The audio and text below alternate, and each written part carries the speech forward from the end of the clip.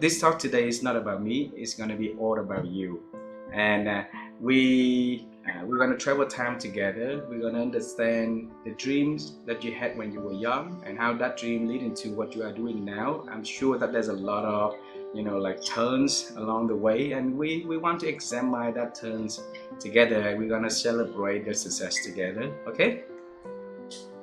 Yeah, sounds good. Yeah.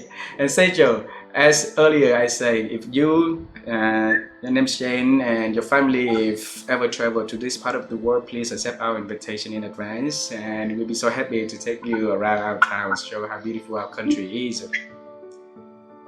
Absolutely, I will definitely do that. Thank you for the invitation. You're very welcome.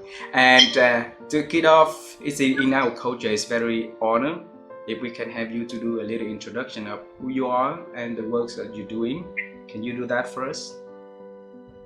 Sure. Yeah. So I right now I own my own business called TrainXtra, and I started my own company in 2017.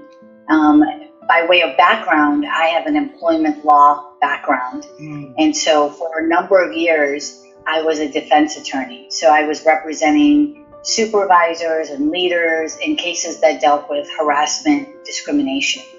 And as I was doing this work, I became sort of conflicted because I was supposed to be representing these individuals, and I'm more of a conflict resolution person. So I knew that being a defense attorney really wasn't where my passion was.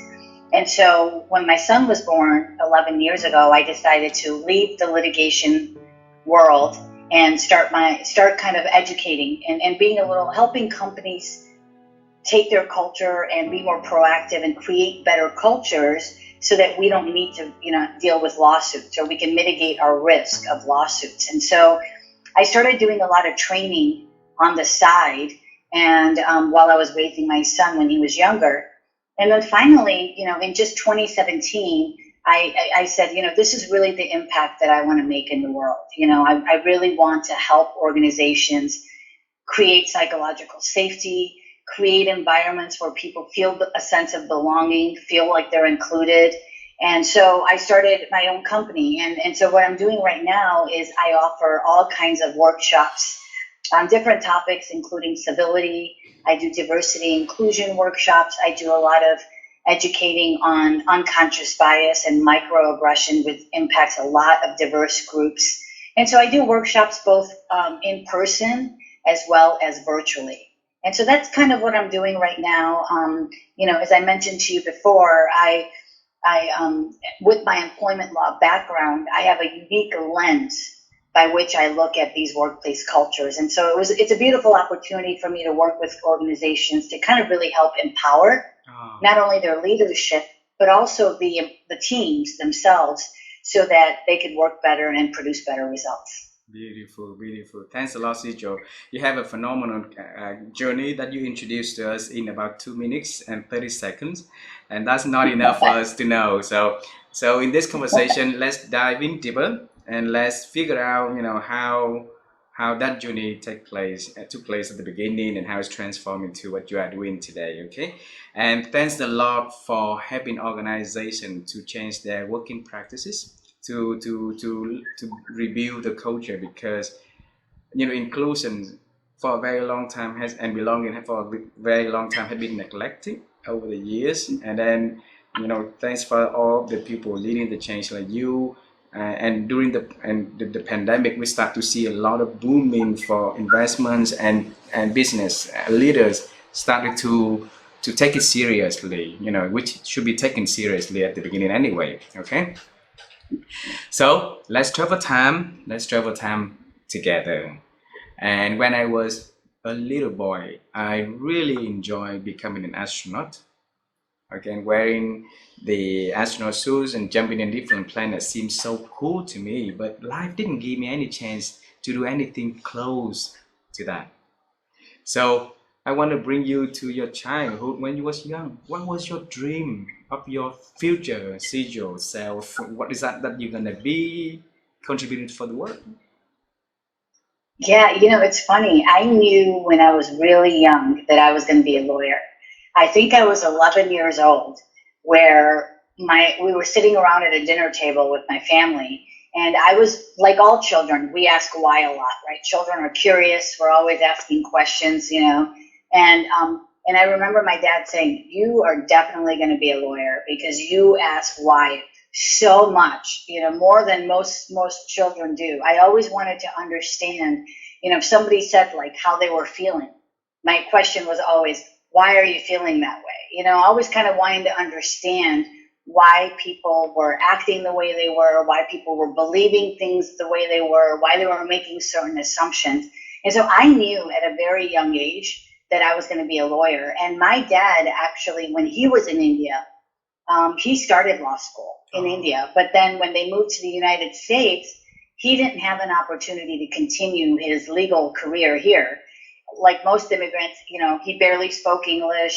He had to start working right away to, support his family. And so he decided to become a business person and started to open his own businesses, right? So that's what he did. And so for me, it was not only the fact that I was curious and I really wanted to advocate for people in certain situations, but also just to live up, keep his legacy going was a huge motivation for me to want to become a lawyer. Wow. At 11 years old, and I started to be curious to know the world, know how people behave in a certain way, right? And try to understand deeper. You could choose a career in counseling, in psychology, in anything, but lawyer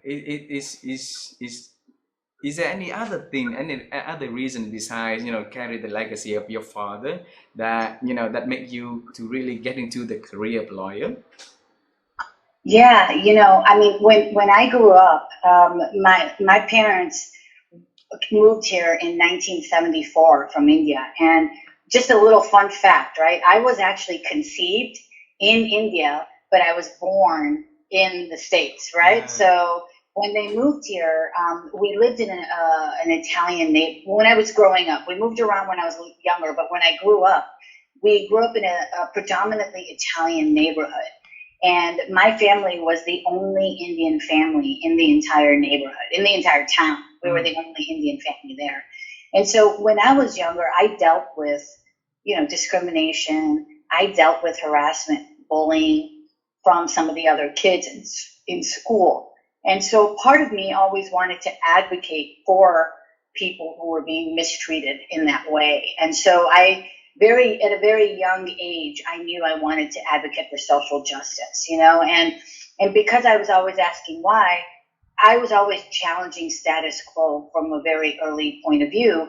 And I knew that going into law, and as I got older and started learning more about what the law was and what we can do with the law, I really wanted to address this issue from the root cause, and say, okay, how can we protect these groups of individuals, these marginalized groups that are underrepresented? How can we protect them? And I just chose to pick the legal industry as the way to go, right? Like you said, you could be a therapist. There's a lot of different ways that you can go towards social justice, but the legal field really seemed to make sense for me with my background.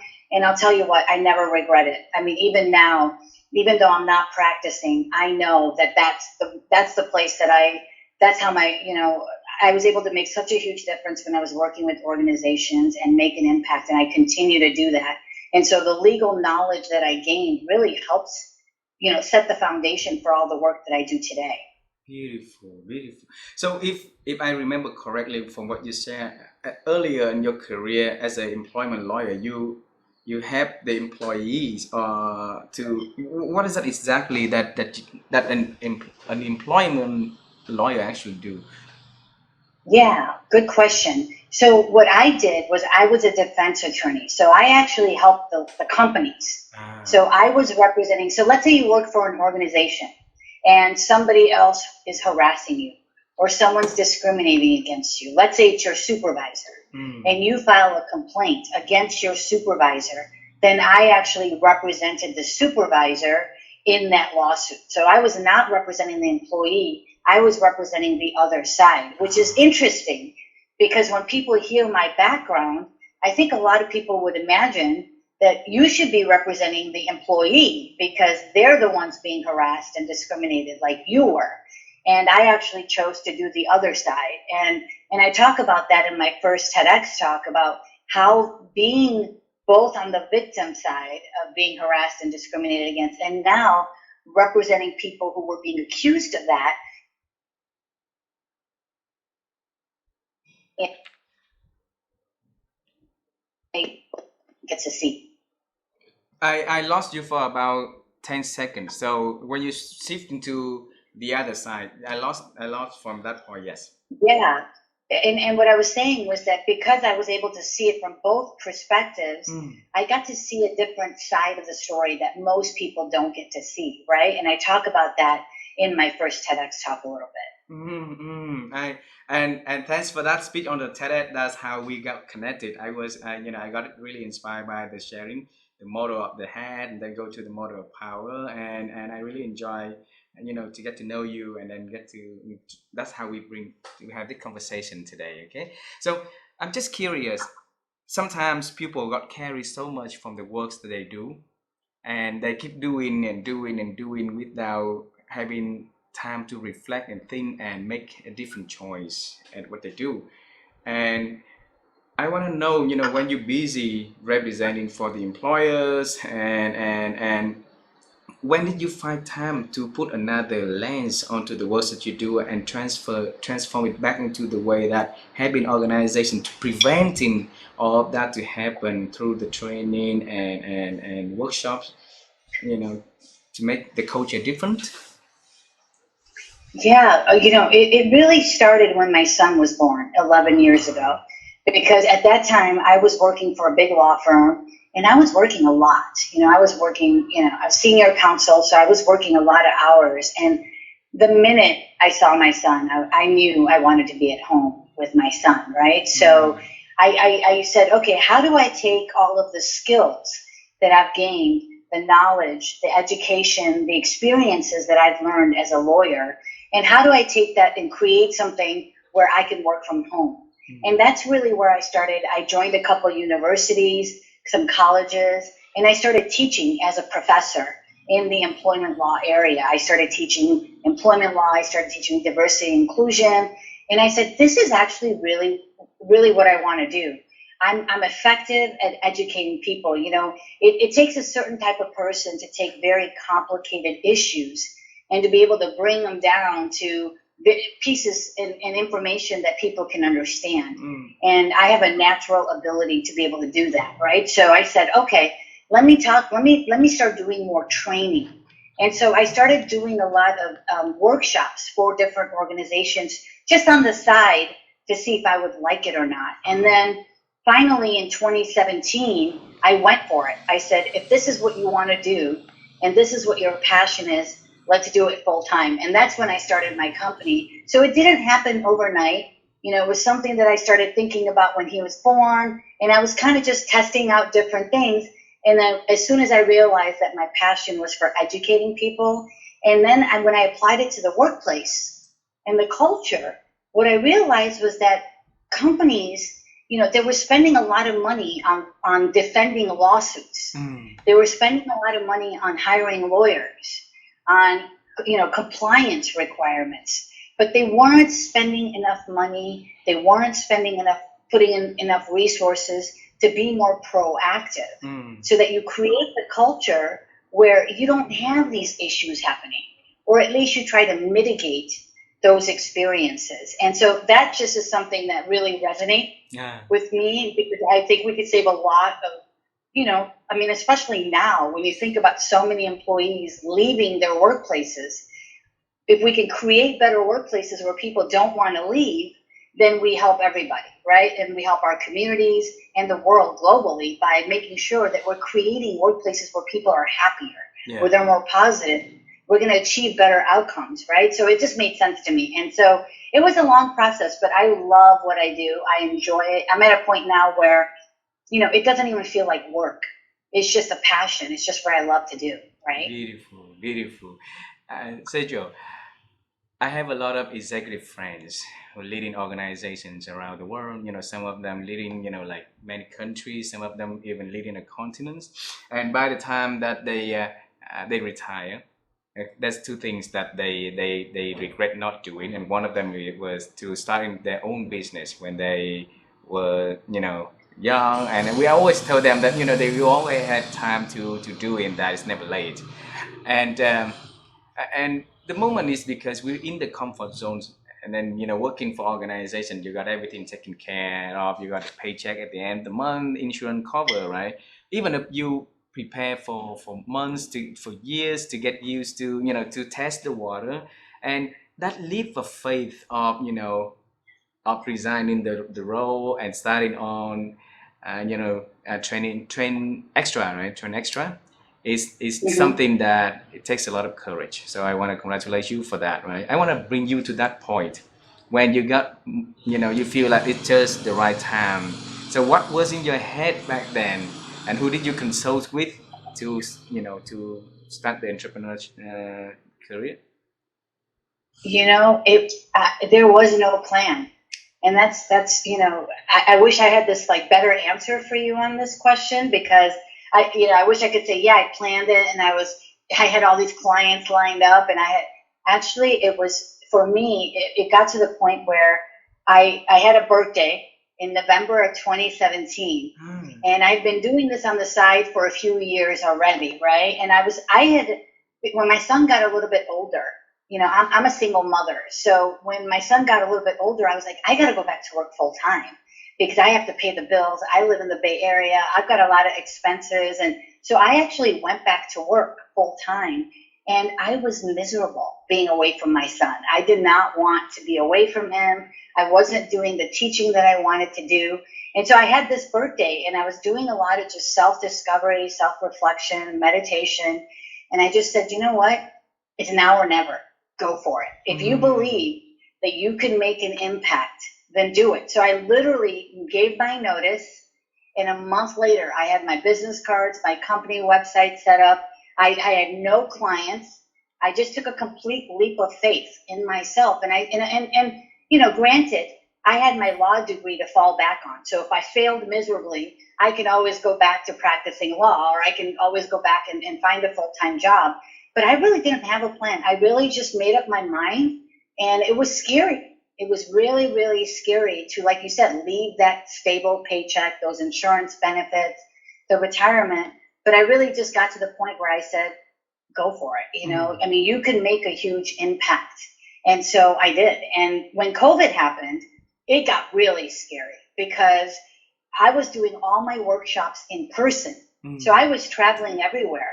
And I was doing these workshops, even internationally. I had some clients internationally, but I wasn't doing anything virtually. And so now COVID happened, and I lost my business overnight. And I was like, oh no, what am I going to do?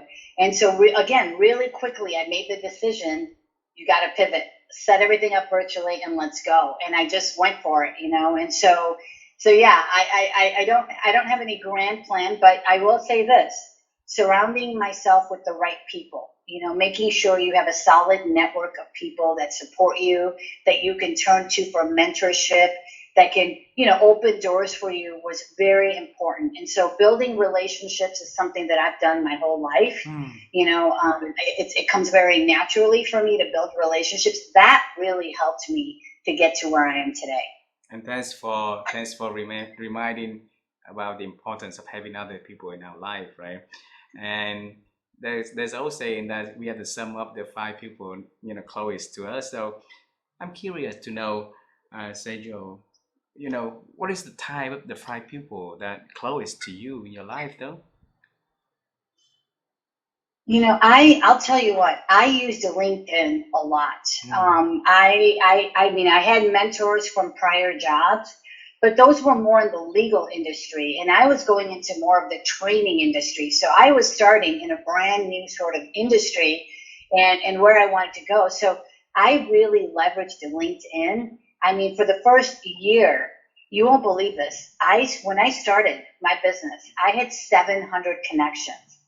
That's it. When I started, and I'm like at 34,000 right now. Right. So I was hitting LinkedIn, like I was on there for hours at a time, just marketing myself, building my brand up, letting people know who I was. I wasn't on any other platforms. I only chose LinkedIn because I knew my focus was the professional, sort of target market. I was looking at connecting with C-suite leaders, HR managers. So LinkedIn is really where I was like, this is where I want to focus. And I would be on there for like hours. My whole first year was all about growing my network. And so that to me was, I would be like religious. I would spend like 5 to 6 hours a day on LinkedIn to build up my network. And what I did was I really focused in on, who are the people that are out there that are doing the work that I'm doing, that can mentor me, that they can provide maybe they need someone to support them, right? So maybe I could be a backup facilitator. Maybe I can work with them on their clients. And so I really just started doing targeted searches of people on LinkedIn and started reaching out to people. And I just started slowly growing my network. I did a lot of, speaking at panels, at conferences for free, for a long time, just to get my name out there and building those relationships and those connections with those people, right? And I would say by year 2, I was starting to, I was planting seeds along the way. And then by year 2, I would say those seeds started to sprout. So it's a slow process. I think a lot of people, when they're starting their own business, they think it's going to happen overnight and they get really frustrated because they're like, oh, it's not happening fast enough. But it doesn't. It takes a lot of time, right? And so you have to be patient. You have to be disciplined. And, you just have to keep going. You can't stop. Wow. Sejal, that leads to the very important question, because a lot of people, if they don't see the results quick enough, they will quit. And they quit too early for them to reap the results and to reap the rewards, right? So what did you talk to yourself back then for a year and a half? Try 6-7 hours a day on LinkedIn, keep working and then keep reaching to people, and the result came pretty slow, than expectations. So how did you motivate yourself? Yeah, I mean, I'll be honest. Like I've always had a really good work ethic. As a lawyer, I'm used to putting in the hours, and so putting in the hours and being disciplined, that wasn't anything new for me. That's something that I've done my whole career, and that's the kind of that Asians, Indians, we're all kind of raised in that mentality, that mindset. My parents are always like, work hard, keep your head down, work hard, and you'll get successful. So I was already had that mindset. But when I was dealing with not seeing results right away, whenever I would start to feel frustrated, or I feel like, okay, this isn't happening. Maybe this isn't for me. Again, it's all about the people you support yourself with. I had some good friends that I can turn to ask for advice. I had some good mentors that I can say, what should I be doing? I grew my business very organically. So I didn't pay anybody to market my services. I didn't hire anybody. I did everything myself. And so a lot of it was learning. And so whenever I would hit those points where I'm like, it's not happening quick enough, I would ask myself the question, well, what can I do to make it happen quicker, right? And so I was always looking to learn so that I can evolve, and leveraging technology, is like, how do I use technology? The pandemic, when prior to the pandemic, I never even used Zoom before. Yeah. Right. And so we got Zoom. And so that really took my business to a whole nother level, because now I do trainings for clients in India and South Africa. I've got clients all over, and I could do that from home. Right. So constantly evolving and growing. And the other part of what I did was a lot of self-care. Right. So I realized, early on that this wasn't going to be an easy road. And I've seen my parents and a lot of my family members have also had their own businesses struggle with health, and with not taking good care of themselves. So taking care of myself from a physical perspective, from a mental perspective, also from a spiritual perspective, is something that's always been important to me. And it became even more important during the pandemic. Right? That's where I realized, like, I need to go into my own bubble, and I need to do this even more. So I started doing group meditations and so forth. So for everybody that's listening or watching this, that's one thing I have to stress enough is you can't pour from an empty cup, right? You have to take care of yourself and fill up your own cup. before you can fill up everybody else's and help other people. Beautiful. And thank you for reminding that. Sejal, let's think back about your childhood. You grew up in the community that full of Italian, right? And a lot of bias and stuff like that. So you start to work a career on lawyer, being a lawyer to, and then you have organization to change through your consulting, your workshops and stuff like that. But then you let the world to know by talking to TED Talk, right? To and then giving two speeches there. So how did that journey took place for you? Yeah, it's the first one. I had posted a video on LinkedIn on bias, on unconscious bias, and it was just a short 2-minute video. And somebody in my network that I was connected to saw that video, and they reached out to me and said, "Hey, you really need to do." This was during the pandemic, and they said you should really consider doing a TEDx talk. And I remember saying this to that person. I'm like, "Are you crazy? I am trying to keep my business afloat. I'm trying to pay my bills. And the TEDx talk is on my list, but it's on my bucket list. It's not something I'm worried about right now." And she really said, "Look, I really think the time is now. This topic is really relevant. I think it's going to resonate with people." And she planted the seed in my head. And then I was like, you know what? Why not? Why not? I had extra time because, my business was, I was trying to get it set up again to do virtual. So I had a little bit extra time, and I was like, you know what? Why not? And so she planted the seed. I didn't go looking for it. She came to me, and I said, okay, let's do it. And then a few months later, I was doing my first talk, right? I went through the application process. I got selected. It was such a beautiful, surprise when I got selected, because it's such a competitive process that I thought it was going to take about a year or two before I even got an invitation. But it happened pretty quickly. It happened like in 3 months. So before you knew it, I was doing the first one. And then the second one, again, the universe just blessed me with that, because again, on LinkedIn, I was on LinkedIn, and somebody that was organizing an event, actually, you said you have a cousin in Lafayette. So it was in Pleasant Hill. There's a community college there. And somebody was organizing a TEDx event there. And I guess they were following me on LinkedIn, and they reached out to me and they invited me to speak. So I didn't even apply for that one. I just got offered a seat on that stage. So I said, of course, I'm not going to turn that down. So that's kind of how I did the 2 talks. I really love, both of the talk, because it's always have action plan after that. Like the power model or the hats model. And you say that you are the person with visionary, so you want to put things into, like I've noted that here, like the complex issue to make it really simple for people to take away and can apply. And so the thing is, a lot of people out there, it's really hard for them to even explain a simple thing, and they make it so complex for people to understand a simple thing. Right, but then you be able to make the complex thing to make it a lot more simpler for people to understand. So how could you do that? Share with us the practice. Yeah, I mean, that goes back to my legal education, right? Like, as a defense attorney, I was in court.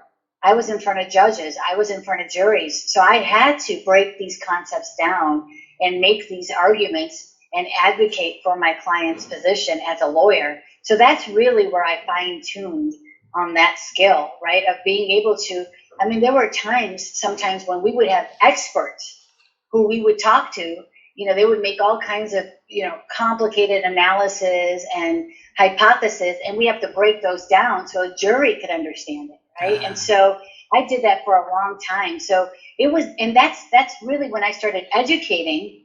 I was like, oh, wow, I can really use that skill here and help people understand. So like when you look at the HAT framework, there is so much science behind that.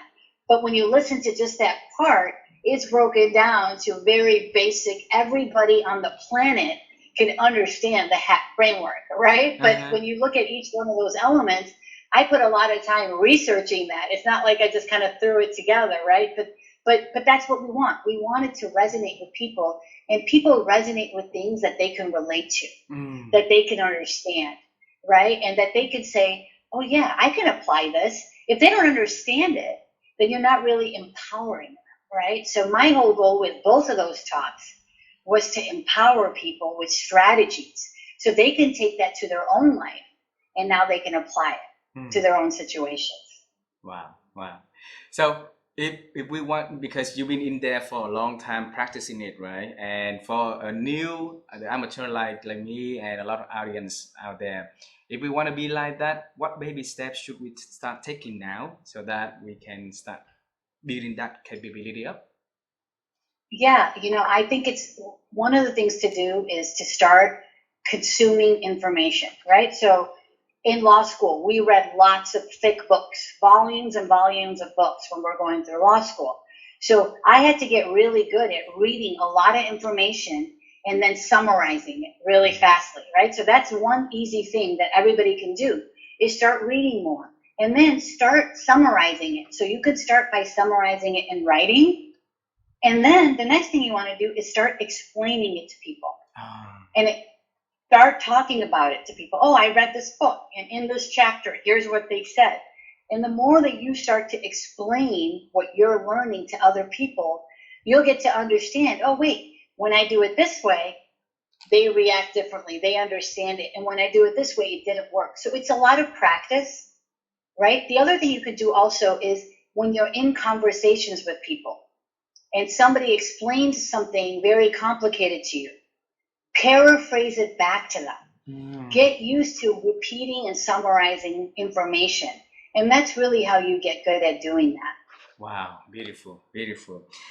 I connected with you because I also love your vision.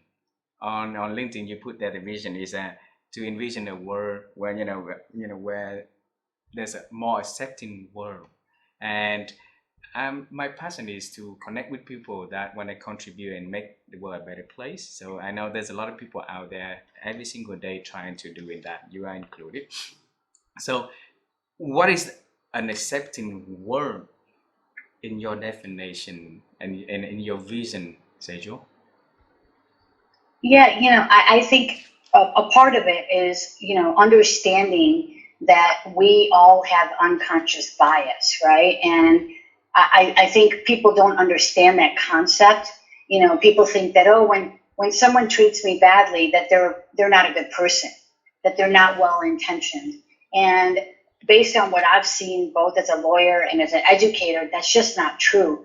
A lot of times people, we all have different lived experiences and we view the world through our own lens. And so a lot of times we think that because we think a certain way, everybody has to see life the same way, and they don't. And so when I think of an accepting world, it's about helping people understand that they have these unconscious biases that create these preconceived notions of other people.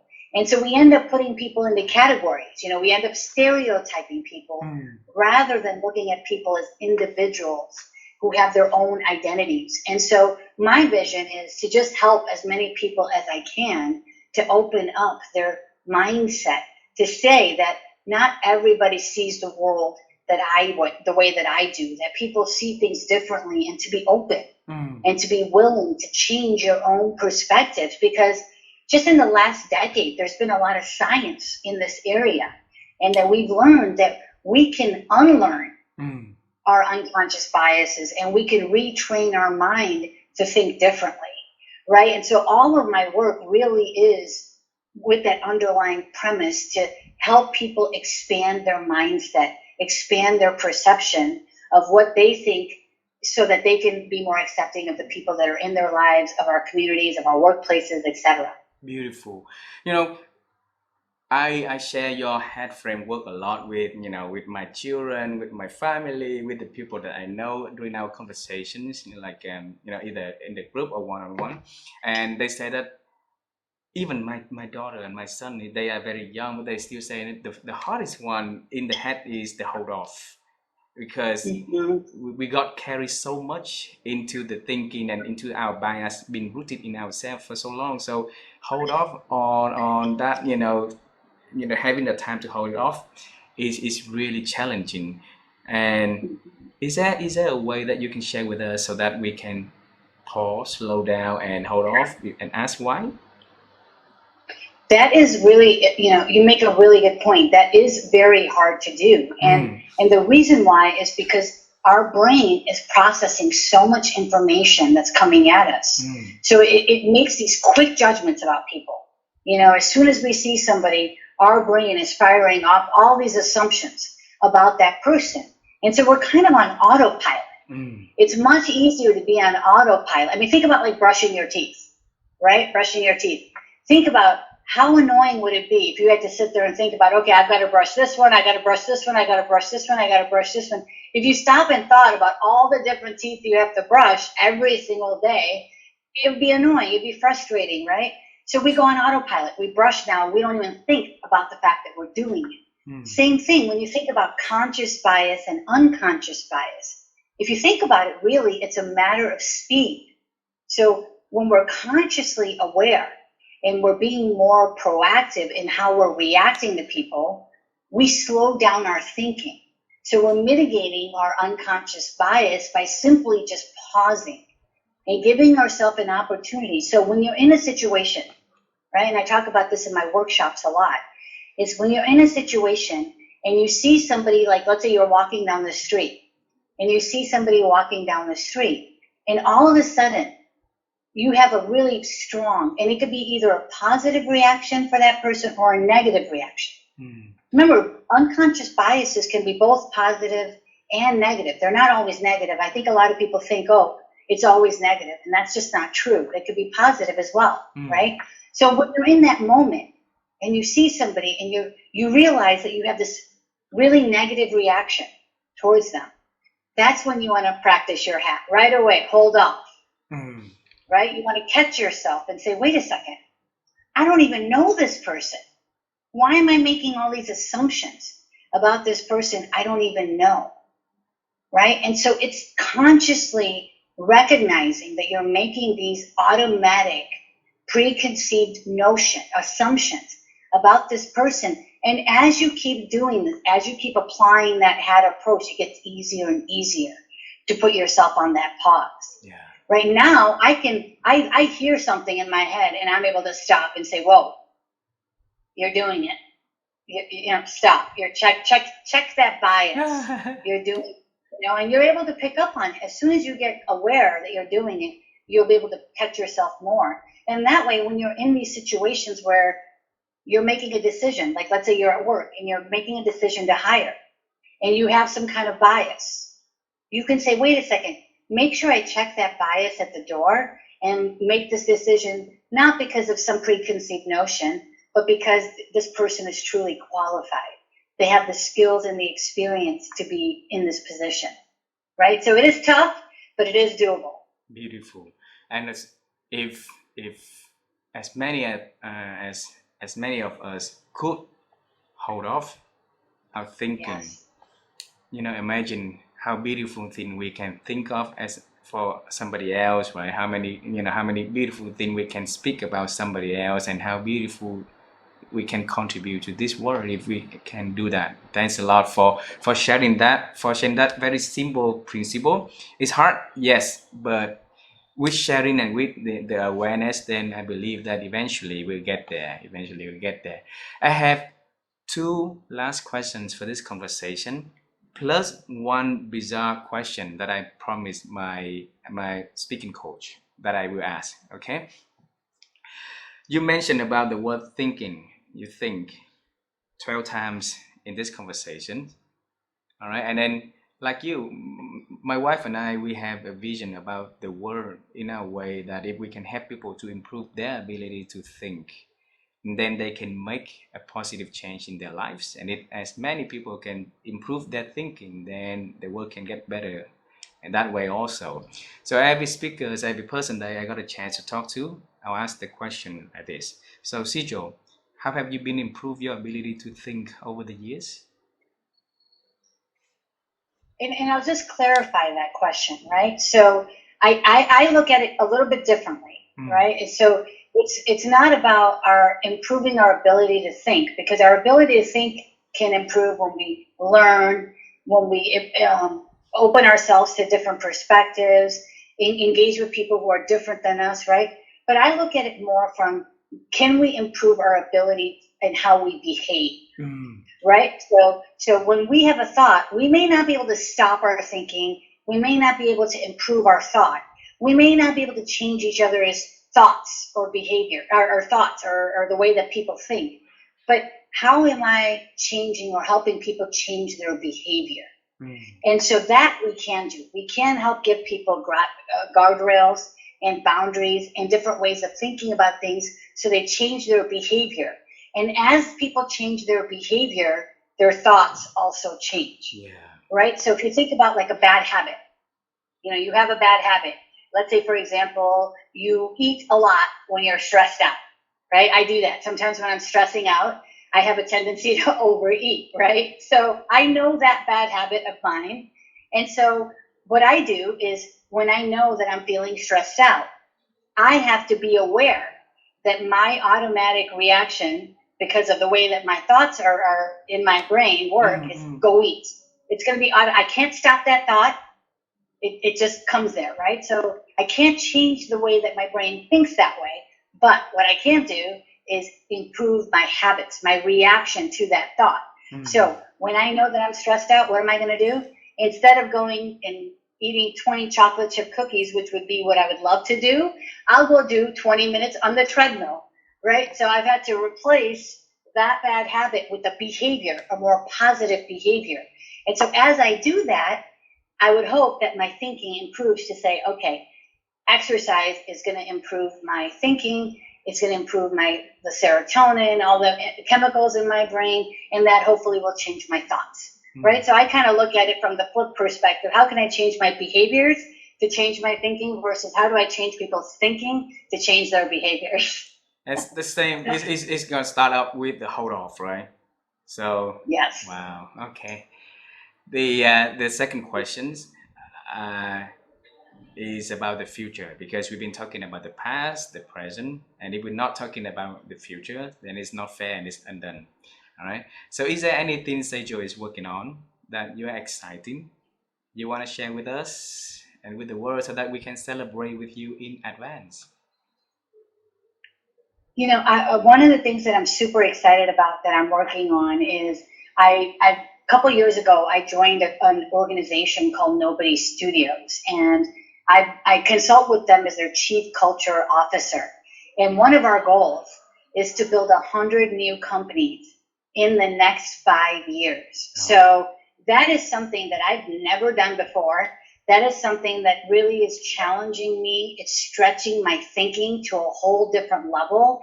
And it's just really, really exciting to be able to know that we're going to create a bunch of companies that are going to make a positive difference in the world. And it's not just in the United States, it's globally. So that's something that I'm working on that I'm super excited about. And really, for anybody listening that is a founder, is an entrepreneur that wants to start their own company, or that has ideas that they want to build their own business with, look us up on Nobody Studios, and don't hesitate to reach out to me if that's something that you're interested in. Wonderful, wonderful. I definitely will reach out to you because I have a company and I want to make more impact with my company, okay? Yeah. So, go to the bizarre question. I promised my speaking coach, and I'm not good at that, so I need to practice it more often. You said that you found your passion, your goal to become a lawyer by 11 years old, right? And your son now is about 11 years old also. Has he talked to you about his dream of future career? Oh yeah. Wow, oh, yeah. I want to hear that, yes. He wants to be a marine scientist. That's what he says he wants to do right now. Because he has been fishing for the last 5 years. He's an angler, he loves to go fishing. And so actually today he is at a summer camp for doing marines at a marine science institute here in the Bay Area, learning about our oceans and the animals in our oceans and all of that other stuff. So yeah, he's been saying that for 2 years.